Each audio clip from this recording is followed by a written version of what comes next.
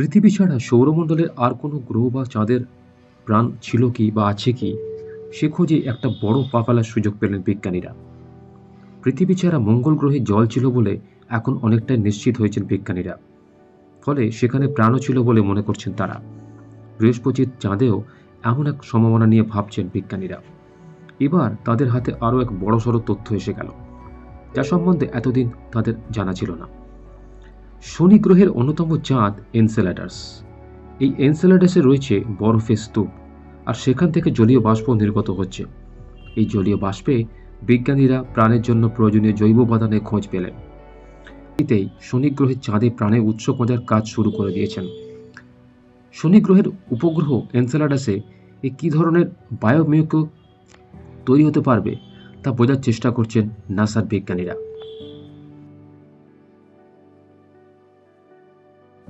আরও একটি খবর, 10 বছর ধরে তার নিরলস পরিশ্রম চালিয়ে যাচ্ছে সে। তবে এবার তার থামার সময় এসেছে।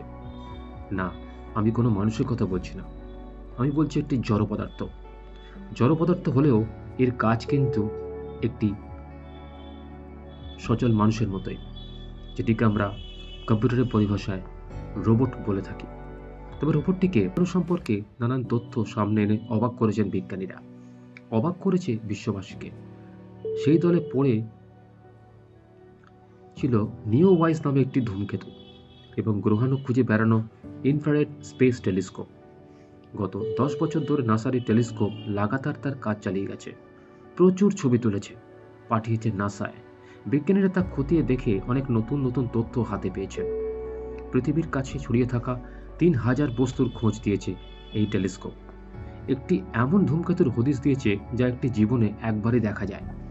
বহু দূরের গ্রহাণুতে মিশন পাঠানোর রাস্তা করে দিয়েছে এই টেলিস্কোপের তথ্য। আরও নানা তথ্য